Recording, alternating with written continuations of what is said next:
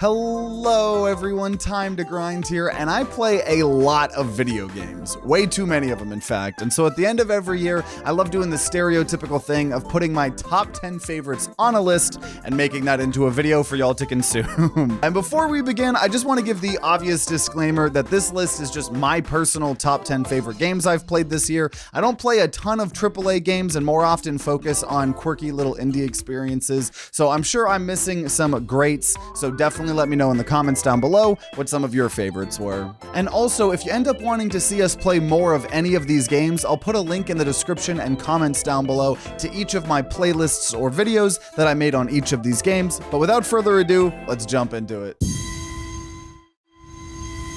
At number 10, we have one of the few AAA games that made its way on this list, and that is Battlefield 6 by EA. And oh man, do I feel weird putting an EA game on my list, but I gotta be honest, I really like Battlefield 6. I grew up mindlessly grinding multiplayer shooters like Call of Duty, Halo, and Battlefield, and oh man, have I yearned for a good Battlefield experience, and I gotta say, this year's Battlefield 6 is the first time in a while I'm actually having a lot of fun with a modern Battlefield game. There are some valid complaints like the maps being a bit on the smaller side and the outrageous limited time battle pass system and the cosmetic shop, but I literally just ignore all of that and I queue up for the normal big all-out warfare conquest game mode and just have fun, you know? Just mindlessly blowing up tanks and jumping out of helicopters and landing on rooftops as a sniper or going pew pew pew pew pew as you tend to do in these games. I haven't played the campaign, but the core Battlefield experience has been fun enough for me to sink a ton of hours into it, so I felt it deserved a spot on this list, albeit number 10, but I've been having a lot of fun with it. At number 9 on my list, we have one of the scariest horror games I've played in my entire life, and that is Dead Letter Department by Mike Monroe and Belief Engine. And one of my favorite types of horror games are the short and sweet games, and Dead Letter Department crams some of the most anxiety-inducing horror into an extremely polished 3-hour experience. The game is all about you moving into a tiny cramped apartment, and you get a temp data entry job, just something you have to do to keep you afloat until a better job comes along. And you know, you're just transcribing the text that a mail sorting computer can't process. And without spoiling anything, let's just say that the mail you get is very strange sometimes, and you start to discover something that is not normal whatsoever, and you're forced to continue going deeper and deeper into the rabbit hole. And I can't perfectly explain why this game is so good, but just the atmosphere and storytelling through the mail that you're sorting just starts to creep and crawl its way into your soul. And it's just so good, because also as you're getting scared and terrified, you're still having to type the mail perfectly, and you're on these deadlines, and it's so good. So if you're a fan of horror games, you need to check out Dead Letter Department. And at number 8 is the first roguelike on this list, Monster Train 2 by Shiny Shoe. We play a ton of roguelikes on this channel, and in fact, we even made an entire top 10 roguelikes video a week or so ago, so if you want to see even more of them than what made it on this list, then I'll link that video down below. But if you don't know what Monster Train is, it is truly one of the best roguelike deck builders of all time. And this sequel is everything everyone loved from the first game, but with so much more content, and it improves on the first game in almost every way. The game has you driving a train to hell, or heaven in this game, and you choose 2 different factions each run, and you get monsters to defend your train from invaders, and you can upgrade your units and spells and combine them and get crazy relics, and just everything that you would expect from a solid roguelike. It's also got an absolute kick-ass soundtrack, and so if you're looking for a good new roguelike deck builder to sink hundreds of hours into, Monster Train 2 is definitely for you. And don't feel like you have to play the original first, just jump straight into the sequel. There's no real reason to play the original game now that this one exists. At number 7 on my list, we have an indie game that blew up and became so dang mainstream for good reason. Peak by Landfall Games and Aggro Crab. Some may call it Peak.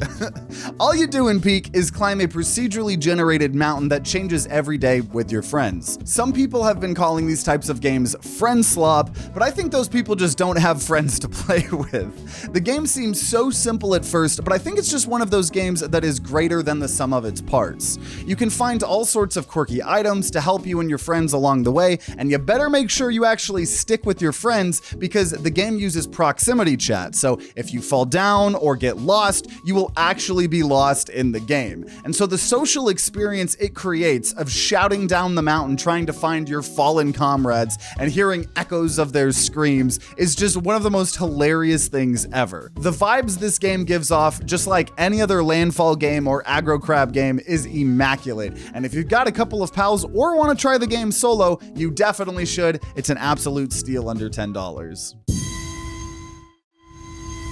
And at number 6, we have yet another incredible roguelite, Megabonk by Vetinad. This game is just easily one of the most pure fun roguelikes out there. It's kind of like a 3D version of Vampire Survivors, where you're killing thousands of crazy enemies and parkouring all over the map, and there's all sorts of different characters that play completely different, like my favorite character, Calcium, the skateboarding skeleton who goes faster and faster until you're just flying across the map with him. And like a lot of these roguelites with meta progression, there are a ton of achievements and quests to guide you through the insane amount of content the game has. The music and visuals are great, and it's truly just some of the most fun you can have in a video game. So if you're just wanting a kill thousands of enemies and go brr kind of game, then you definitely need to check out Megabonk.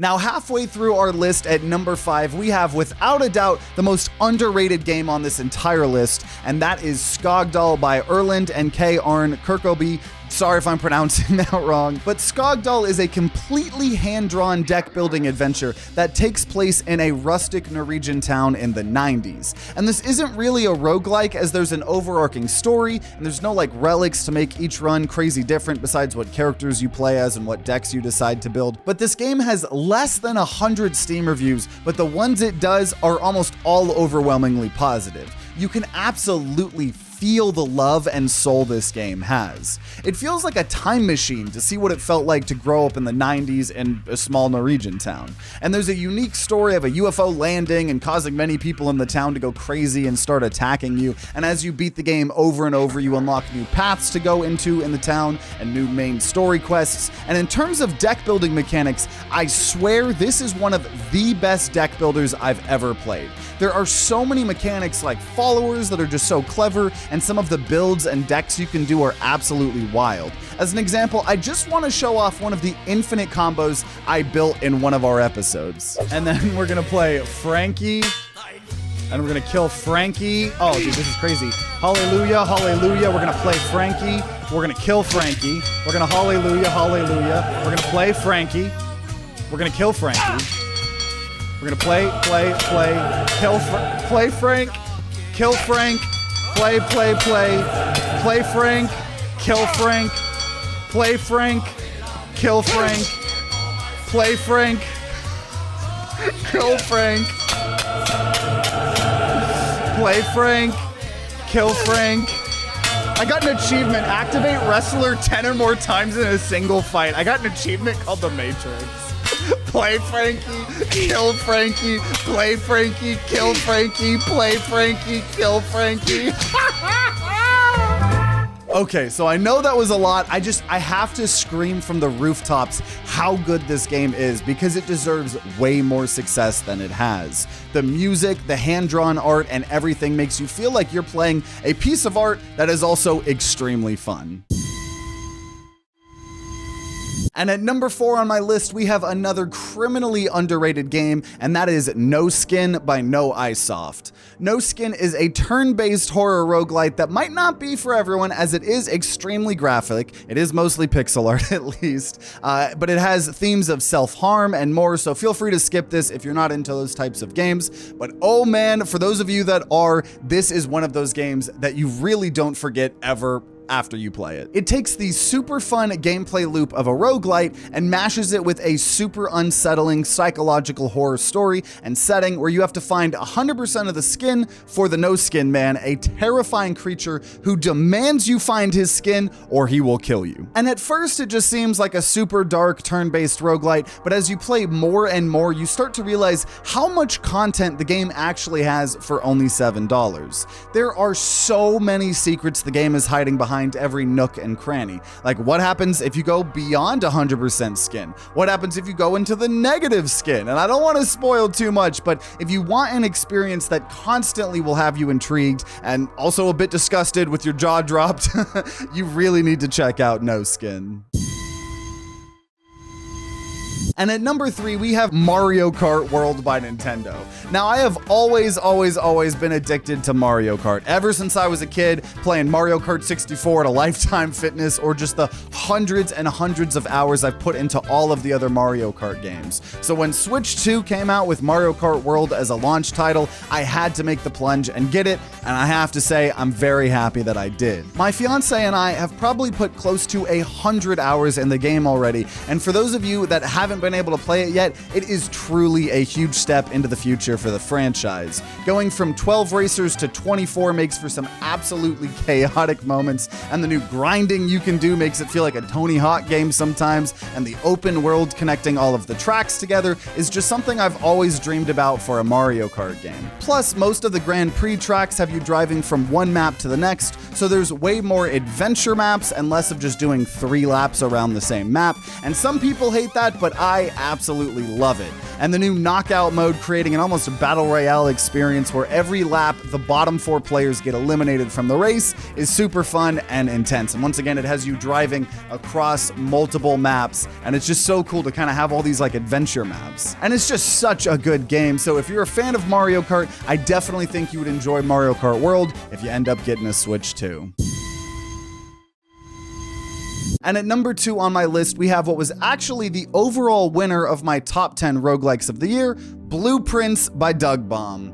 Blueprints is unlike anything I've ever played before. It combines a puzzle game with the replayability of a roguelite to create a one-of-a-kind experience. You're a child set to inherit a giant mansion and an insane amount of wealth if you can simply find the 46th room in a 45-room mansion. And every run has you drafting rooms like tiles, trying to make it to the end, while also slowly uncovering secrets upon secrets upon secrets. I guess I just like roguelites with tons of secrets in them. And this game will have you writing a million notes. The game even recommends you to have a notebook or sticky notes or something, and although many of your runs will end in dead ends, or you might run out of footsteps or food, you're constantly making progress and learning more and more about several different secrets at once. And the game is really good at constantly making you feel like you're discovering something. So you might start a run trying to get to a certain room to try something new out, and then you end up stumbling upon another room or secret that you've never seen before.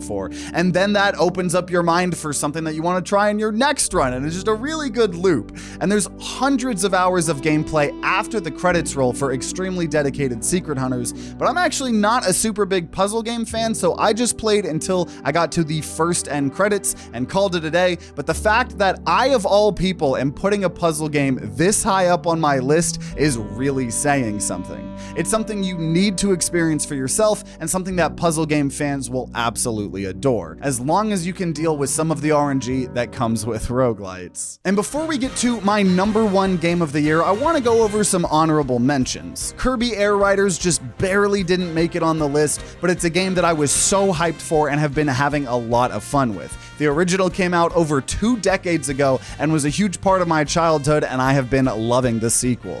I'm also a huge Jackbox fan, and the newest Jackbox Party Pack 11 is one of the best they've put out in a while. And lastly, My Side is a horror game that pretends like it is not a horror game, like Doki Doki Literature Club, and I always love them, but it technically came out in December last year, but I didn't play it till this year, so it wasn't on my last list, and it won't be on this list, but I did want to shout it out. But without further ado, let's get to my number 1 game of the year. And it's Hollow Knight Silksong, let's go! Hollow Knight Silksong by Team Cherry is easily my number 1 game of the year. And if you're a fan of my channel, you 100% saw this coming. I was a huge fan of the original Hollow Knight, and just like millions of other people, I was so freaking hyped, and it has definitely lived up to my expectations. I've already put in 55 hours into the game, got the first ending, and I'm still working my way through Act 3, but oh man, is this game a masterpiece. Literally every aspect of this game is a 10 out of 10 for me. The gorgeous visuals and environments that that make up this new world of Farloom are somehow even prettier and more impressive than the first Hollow Knight. The orchestral soundtrack by Christopher Larkin is once again better than it has any right to be, and the game is just so dang good. The combat and platforming are super precise, and although the game is more difficult than the original, the game rewards those that try and backtrack and find secrets greatly with new abilities and tools, and obviously more health and damage upgrades, and it is easily solidifying itself in the Metroidvania Hall of Fame alongside the original. And I absolutely love how it isn't afraid to be a bit different than the original. The way you equip different categories of perks on different attack styles you unlock makes it feel very distinct from the first game, where you could kind of just equip any charms as long as you had enough slots for them. And there's not really much else to say besides that this game is just an absolute masterpiece that will be talked about for decades to come. I mean, when the game released, it literally broke the servers for every game store from Steam to Xbox to PlayStation, and I would say for good reason. And there we go, my top 10 games of 2025. I've had such a fun year covering such a huge variety of games on this channel, and I know I missed a ton, so definitely let me know what your favorite games were in the comments down below. And like I said, if you want to see us play any of the games on this list, then check out the links in the description down below. And if you want to see my top 10 roguelikes video of 2025, I'll be linking to that as well. And if you're going to be grinding out any of these games on this list, or any games that bring you joy, I wish you luck, and I'll see you all next time.